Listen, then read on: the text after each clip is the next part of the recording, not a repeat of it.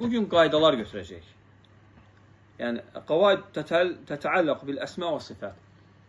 Əsma və sifətlə bağlı olan qaydalar. Birinci qayda odur ki, yəni, birinci ümumən biz deyirik ki, Allahın isim və sifətləri var.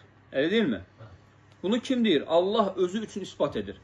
وَلَهُ الْمَثَلُ الْأَعْلَى فِي السَّمَوَاتِ وَالْأَرْضِ. Onun üçün uca misallar var. Yerlərdə və göylərdə. Və həmçinin Allah Azze ve nə deyir?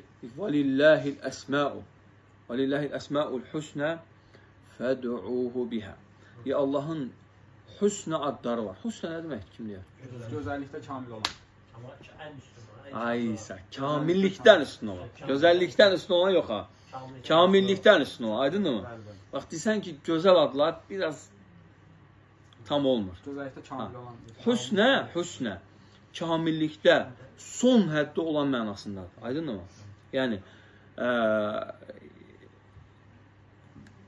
kamillikdə ən son həddə olan mənası nədir?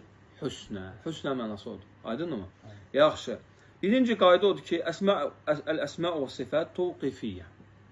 Ən birinci qayda, ən köklü qayda, ad və sifətlər təvqifidir. Nə demək təvqifidir? Ha? Gəldiyi kimi ispat etsin.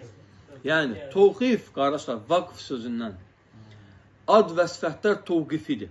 Nə deməkdir bu? Bu deməkdir ki, ad və sifətlər vaqf olunub. Yəni, nə mənada? Quran və sünnədən nə gəlirsə onu ispat edirik. Nəyə görə? Allah Azze buna dəlil nədir? وَلَا تَقْفُ مَا لَيْسَ لَكَ بِهِ عِلْمٌ. Sənin elmin olmadığı məsələdə sən dayanma. Yəni, sən elmin olmadığı məsələlərdən danışma. İnnə səm'ə vəl-basara vəl-fuədə kullu uləikə kənə anhu məs'ulə. Göz, qulaq, qəlb, hamısı sorğu-sual olunacaq. Niyə bilmədiyin şeylər haqqında danışırsan?